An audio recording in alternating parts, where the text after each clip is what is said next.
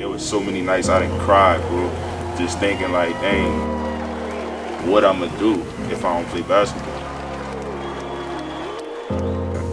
I was averaging like 40 and 15, doing great, like going crazy, really. Just unfortunate for me that the COVID stuff was going on and I got sent home. A cup championship game on that Saturday, they canceled the league on a Friday.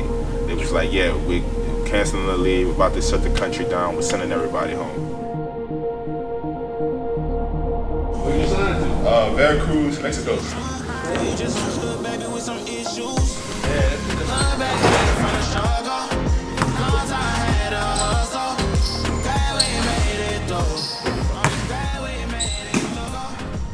Very scary human being on a basketball court because, man, you combine him with a skill set that he has with guard skills. I mean, I just don't find that anywhere in the world. Post got easy. Post got easy. Post got easy. Cutting grass, pressure washing, working at Enterprise, doing security, picking up debris. Look, I had a regular job, but I was really a hustler. I was training kids. I was doing everything to bring in the dollar. Also, while making time to work out before work, after work, during work. You know, I used to take my lunch break literally just to come to the gym. You gotta do what you gotta do. If you really want it, you'll go get it. And that's what I did. I went and got it. I'm 6'11", I'm 285. I was 6'11", 358. I was huge. Like one day I just looked in the mirror and I was just like, wow, dude. But you were still averaging 40 and 15. Yeah, I was moving that weight. I was moving it. Honestly, I can't even tell you how I lost the weight because like I didn't change nothing. I was about to try this keto diet, but I heard that, you know, once you stop doing it, all the weight will come back. So I ate what regular ate. It's just that I ate more actually. Like I ate more throughout the day instead of 3 meals. Lost 50 pounds within like 3 months, and I was just like, I wasn't looking at myself, and I wasn't getting on the scale because when I get on the scale, if I don't see progress, then I'm gonna get down on myself. So I wasn't doing none of that. I didn't get on the scale. I took a picture, worked out every day, all day when I could after work, and we got the job done. He's never come in here and had an ego. He just has a way with himself as far as his pace, and he's figured it out. You know, he'll tell you there was a time where he might have not gotten the gym as much as he needed to, played off of his size and his athleticism and just God-given talent. Now he's put it all together. The person who I was then, I'm way better now, just because of the weight situation. Just because of that, all my knick-knack injuries, they're gone. I can shoot better. I worked on my game. I know how to control my pace. Like people always say I'm slow, but at the same time, I have my own pace to the game, and I don't let nobody speed me up. You're gonna play at my pace. You're not about to speed me up, and I'm gonna consistently score. You have to guard me, and I got a lot of body. I'm a big dude. People tell me all the time, they get so tired just pushing, and I'm not even pushing back, so they're getting tired, and I'm just standing there like, that's time to go, and I expect the same thing. People to be pushing me, people to be hitting me, following me, and I'm going through all that. Probably the biggest stuff I worked with him, he loves to be in the post, but then understanding his game from 8 to 15 feet out. You know, when he catches the ball on a short roll on the elbow and there's a guy that slides over waiting for him, what to do now? You know, because you're not in a post-up situation. You know, Will on the block, there's not much to teach him, you know, as far as he just has such a great understanding of footwork and everything from the block.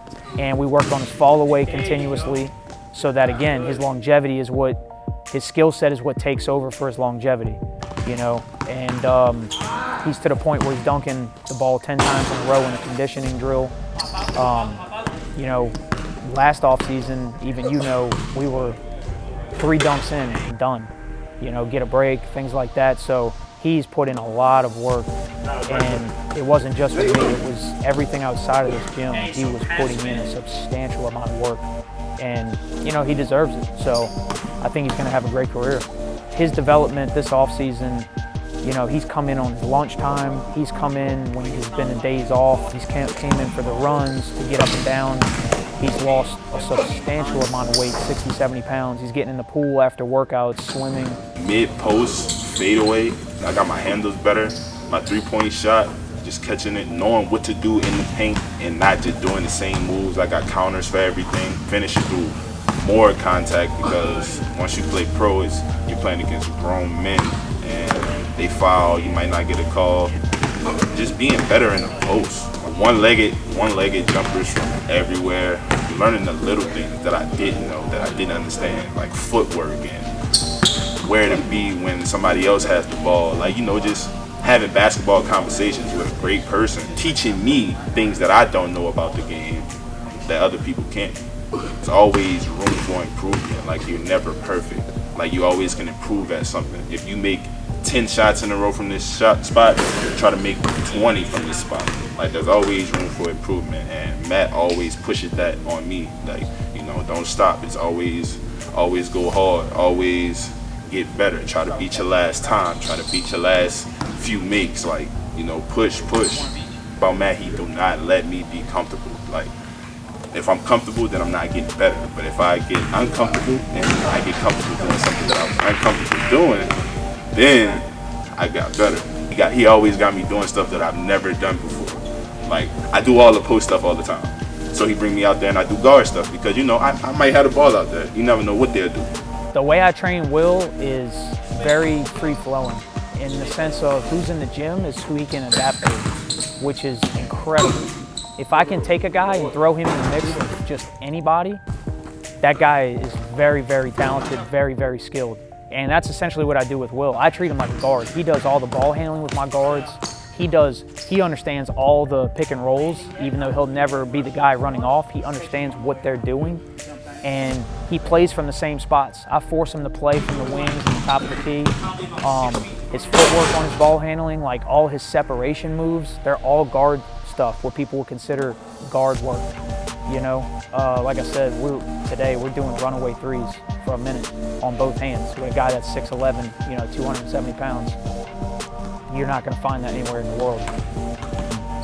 The better he becomes as a more versatile player outside the post, the more money he is going to make overseas because nobody will be able to handle him once he gets in the paint. So adding his three-pointer, really locking in on his mechanics, getting his elbow up on his release, on his catch and shoot, and just the rhythm off the dribble if he ever were to need it. And then everything else is side steps and step backs if he needs it, and 2 dribble pull-ups and hard jump stops and pro hops in the lane.